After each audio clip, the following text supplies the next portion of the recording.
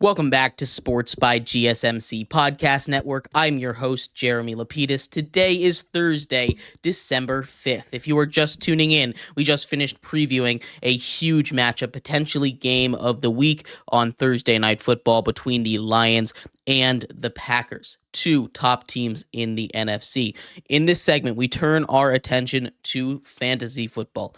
3 starts, 3 sits at each of the 4 skill positions. We'll talk about that coming up in just a second. But before we do, remember, if you would like to be an even bigger part of the show than you already are, all you need to do is go to gsmcpodcast.net. Or if you are on YouTube, you can use that super chat feature. If you have a burning question about sports, anything at all that you would like to ask, go ahead and throw that in the comments. Throw it in the chat. I will get to it as soon as I possibly can.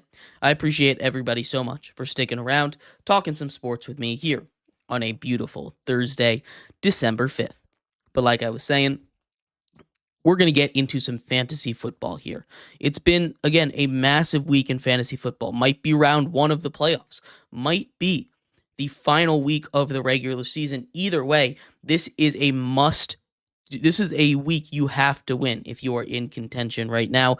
This is a huge week in fantasy football. So we're going to go over some starts and sits. Starting at the QB position, I've got 3 starts and 3 sits. And just to clarify again, I'm not going to say start Josh Allen. That should be a no-brainer. We're not going to say start the best receiver, start the best quarterback. We're doing a little bit of these you might have questions about, guys. These RB2, RB3s, stuff like that.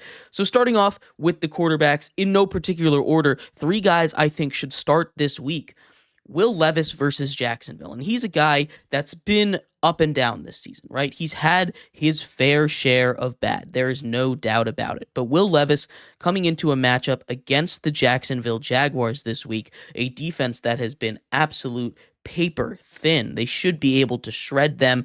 Will Levis in recent weeks has been a much better quarterback. You take a look at the way he has come back since he has been injured. Now, he still hasn't been a world beater, no doubt about that. But when you take a look at where he was before and where he is now, especially when it comes to fantasy points, in his last 4 games, 25, 22, 25, and another 22. That is really consistent. Before that, 9, -1, 20, 15, and 9. He has been incredible on this run here. He's a guy that if you need a streaming quarterback this week, he is one that I'm absolutely looking to pick up and start against a really good matchup in Jacksonville.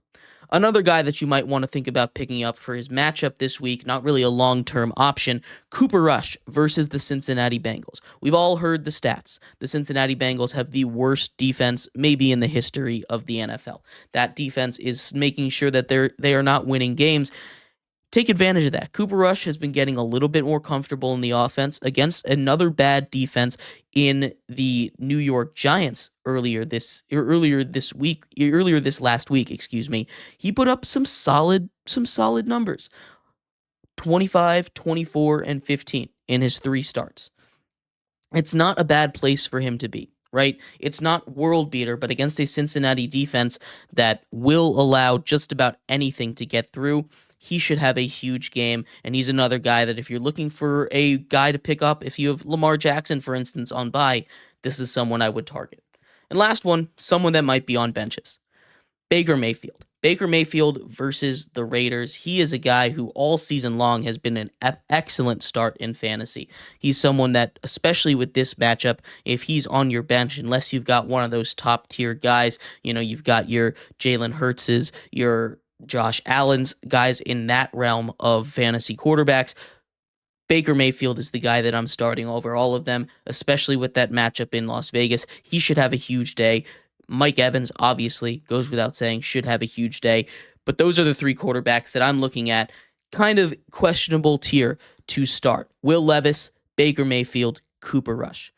On the opposite side of the coin, though, for those quarterback positions, a couple of the guys that I am not touching with a 10-foot pole this week. Bryce Young versus the Philadelphia Eagles. This is a Bryce Young that has come out and played phenomenally over his last couple games, and I wouldn't be angry at you for wanting to put Bryce Young in the game. Bryce Young is a guy who, again, has really turned it on, especially these last few weeks. He's been really good in real life, in fantasy, But going up against a Philadelphia Eagles defense that has come out and been one of the best in all of football over these last couple of weeks, especially since the bye week, this is not going to be a good matchup for them. I'm fading just about every single Panther this week, and Bryce Young makes my do not start list. He makes the sit list right now. Joining him over there, Geno Smith. In his first game versus Arizona, he didn't do too well. The Arizona defense, again, is playing pretty lockdown defenses. These are both really hot defenses, Arizona and Philadelphia. Both of those guys, I am just not touching right now. There are much better options out there if you're looking to stream, and I think these are guys that only in last resort, maybe 2 quarterback leagues, am I starting. And someone that I think you could get away with starting, but is on my sit list, no doubt, Justin Herbert. This is a little bit more of an iffy one, and I understand if you don't want to, if you don't agree with me on this, but Justin Herbert against that Kansas City defense, I'm not taking this off of what he did last week, right? Last week was a not great performance. They were adjusting to life without J.K. Dobbins, and that's something that's going to be a real reality versus the Kansas City Chiefs. They didn't put up too many points against Kansas City last time they played, and I don't expect it to be very different, especially without a real run game, which has been the motor that's been powering that offense. Justin Herbert is a great quarterback, but he's not going to be fantasy relevant this week, so I'm not touching him right now. That's starts for quarterbacks: Will Levis, Baker Mayfield, Cooper Rush, sitting Bryce Young, Justin Herbert, and Geno Smith. Getting into the running backs, though, again, three starters, 3 sits. Starting in the starting category over here, we're going to go a lot of matchup based and a lot of young guys here. Tyrone Tracy is starting off the top of my list here on a really bad Giants offense, but going up against a Saints defense that is one of the worst in the league against the run. This is a Giants team that is not going to be particularly good offensively. Drew Lock gets the start yet again.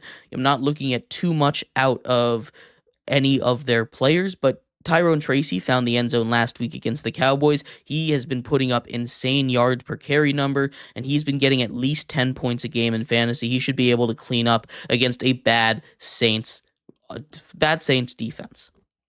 Along the same lines, Bucky Irving has been a monster down the stretch in fantasy, a league winner, a guy that you picked up on a whim on week 4. He's a guy that is going to absolutely destroy yet again against a Las Vegas Raiders team that has been the worst team in fantasy football against running backs. They've allowed at least 15 points to running backs in all but 2 matchups this year.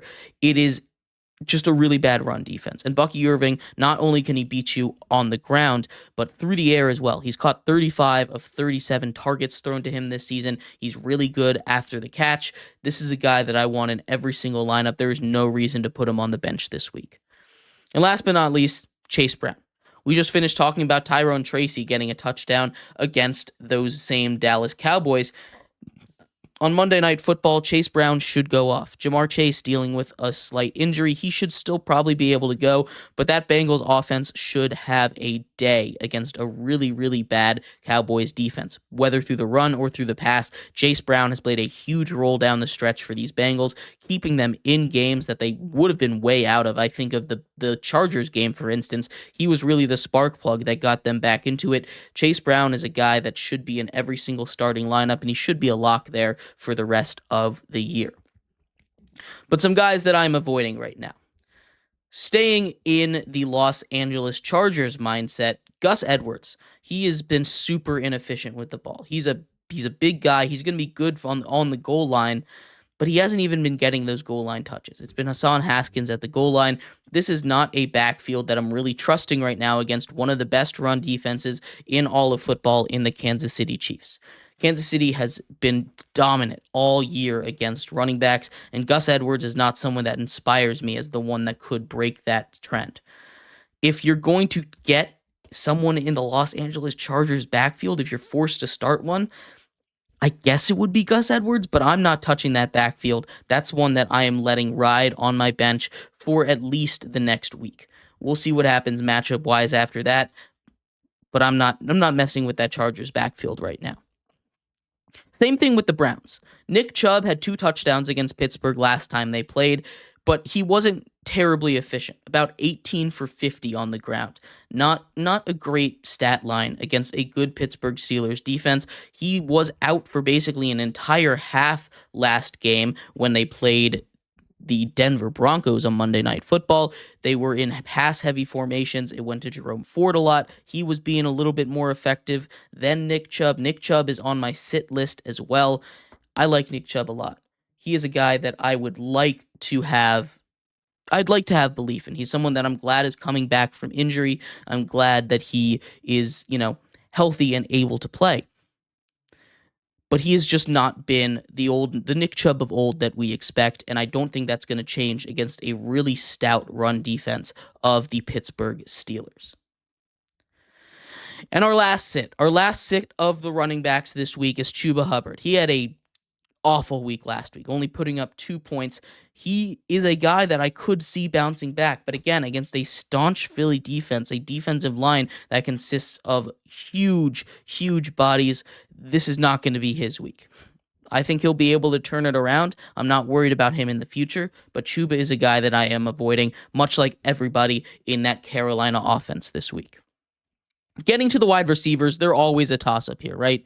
Starting wide receivers, I'm going to start DK Metcalf. I want a share of DK Metcalf versus Arizona. I know that defense has been really good, especially through the air these last couple of weeks.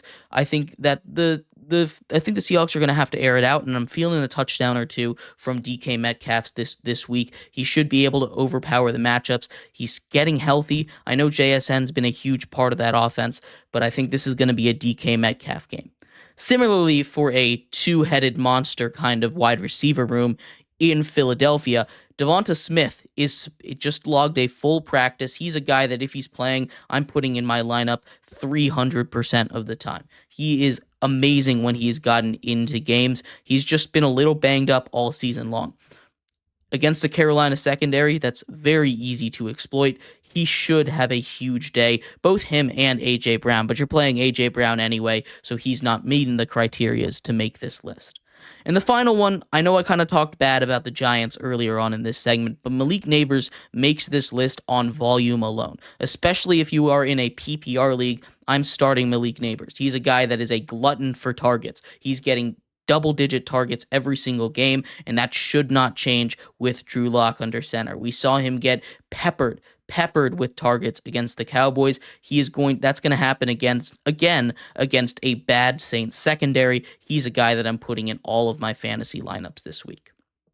But the guys that I'm avoiding, Drake London against a good Minnesota Vikings defense is someone that I am avoiding this week. Kirk Cousins, we don't know the state of him. This kind of feels like a Kirk bounce back game, but that's just going off vibes, and really, that's not how we like to do our analysis. If we're looking at it right now, Drake London has struggled, not just because of him, but because Kirk Cousins has struggled over the last basically month of football. This is not a guy that I feel comfortable relying on, and if you have a better option out there, Drake London is not someone that I'm happily throwing into lineups right now.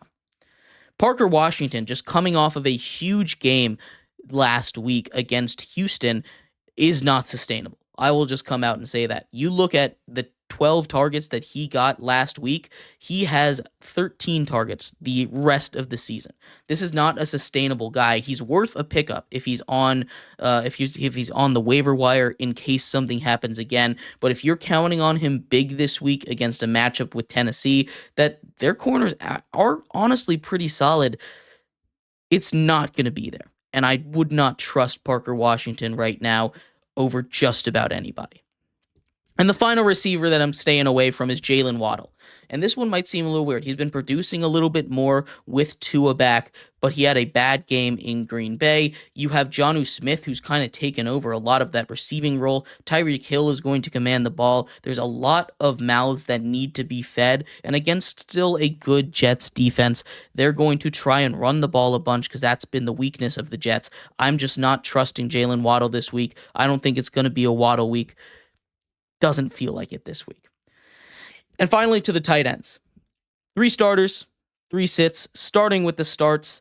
TJ Hawkinson taking on the Atlanta Falcons. That is a defense that is soft on tight ends, incredibly soft on tight ends. TJ Hawkinson is yet to really have his big breakout game, but I think this is the one that's going to happen in. There's going to be wide open spaces over the middle.